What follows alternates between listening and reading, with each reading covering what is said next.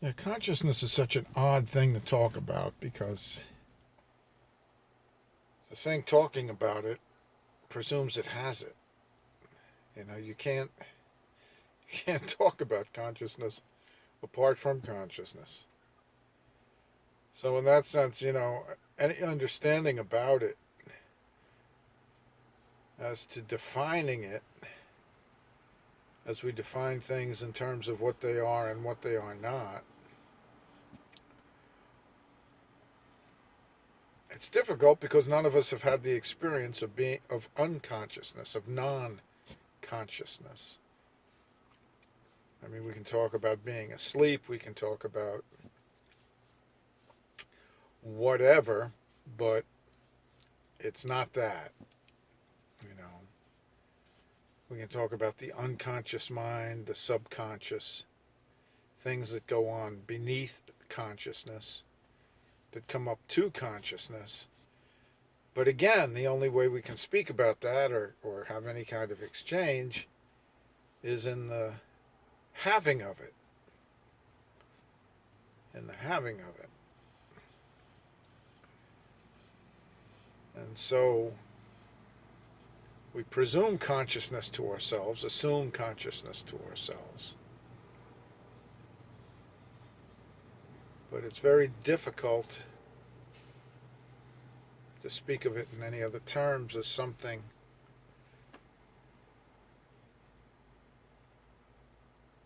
one would say impossible to go outside of,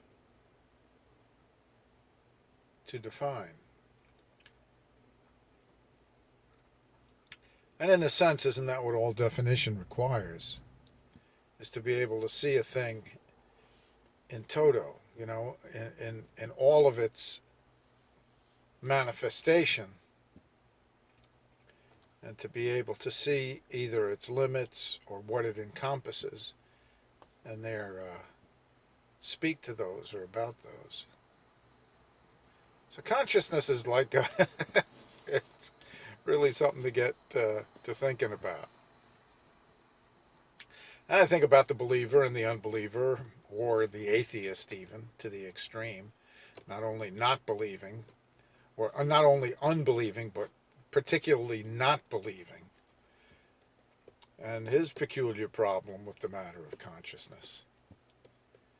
Because if he assumes he has it, as I would assume by my hearing him speak, or they speak, or the speaker as an atheist, and I could be wrong, but my assumption would be that they have consciousness, and that they're speaking from that consciousness. But then the question becomes, where did that come from? Where did this consciousness originate?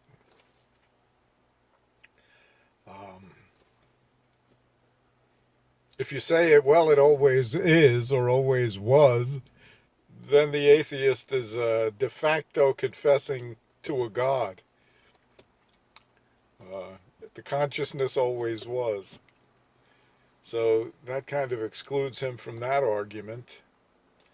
If he says it developed in the creation or in the universe, then but there's no consciousness for the universe. In other words, no reason or purpose or consciousness prior to the universe, then or reason for it again, then he has the peculiar problem of looking at material things and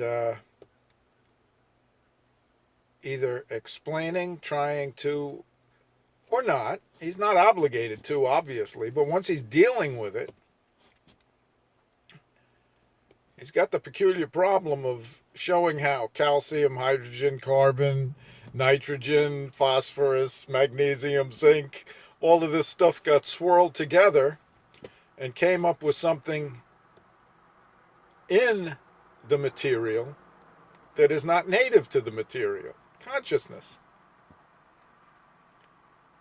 Now, if we go to the other extreme and say and he says, well, consciousness is an illusion. It doesn't really exist. Then there's no discussion. That's another de facto exclusion of discussion. Yeah, I guess somebody could say they don't, consciousness doesn't exist, which means they don't have it. I'm pretty convinced I do, and that I've known quite a few who have consciousness. Now, as a believer, I have a different issue in regarding consciousness. Not a problem necessarily, but it's a different issue. To what should the consciousness, or my consciousness in particular, be directed? Because you can be conscious of things, but most logically, assuming consciousness exists, which I do, the source of consciousness would be that to which most attention should be directed. All attention should be directed, to say it more rightly. All attention should be directed to the source of consciousness by a conscious being. Now, you understand that would be God. He is the all-conscious being. I may be a conscious being, but I am not the all-conscious being. Neither are you. But we have the consciousness as a believer, that there is a consciousness that is the all, that has, if as a believer in Jesus Christ, revealed himself to us. His knowing, his understanding, his wisdom, his love, his mercy, his grace. And please don't misunderstand the things that I just previously said as to any ordering. These are all things not to be separated or ordered, so to speak, if you prefer.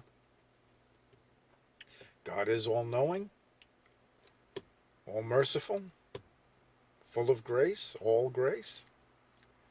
So I can't, nor would I attempt to, separate out any other and prioritize it.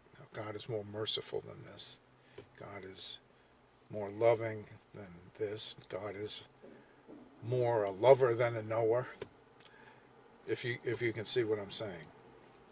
So it's just kind of interesting, because we do get caught sometimes in our consciousness with highlighting, so to speak, particular attributes, if we will, or manifestations. I mean, the scripture says God is love, but God is righteous. God is love, and he who abides in love abides in God, and God in him. So we know that. And God is righteous. We know that. God is faithful. We know that. See, all these things, if we try to even begin to monkey around with them, to elevate them, we may be unconsciously, subconsciously, non-consciously, or in a bad consciousness, by elevating one, diminishing another. So the all in all that God is, he is the all in all. And yeah, it's a trip we're on. Because to us who believe, he will reveal himself as all these things. Jesus was careful when speaking to the disciples that he had come that they might know. That they might know. And when those who saw him working according to the power given him by his Father and through his Father, not relying on himself, What must we do to work the works of God, they said. He said, this is the work of God, that you believe on him whom he has sent.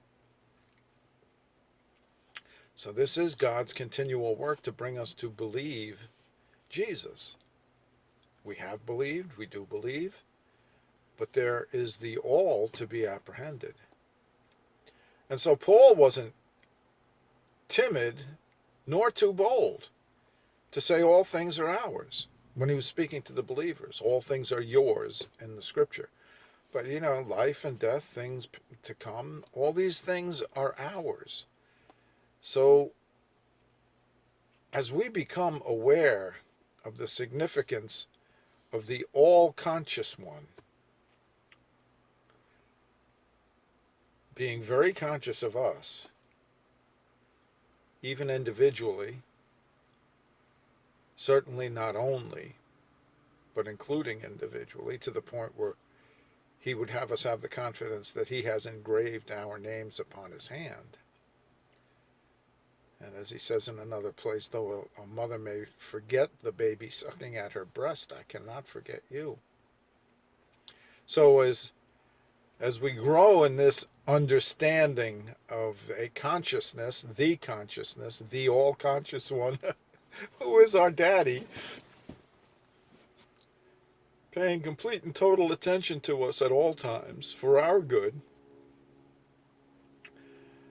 we find he hasn't placed these considerations off limits. That there is nothing about which we are not told to ask, seek, or knock for understanding. That even as the scripture says, with all you get wisdom, get understanding. How much might we neglect? God knows. But he has purposed that we will come to the fullness of the stature of the knowledge of Christ, unto a perfect man. So these are just some of the things I'm thinking about as I'm waiting to pick up my great-grandson from elementary school. You be blessed.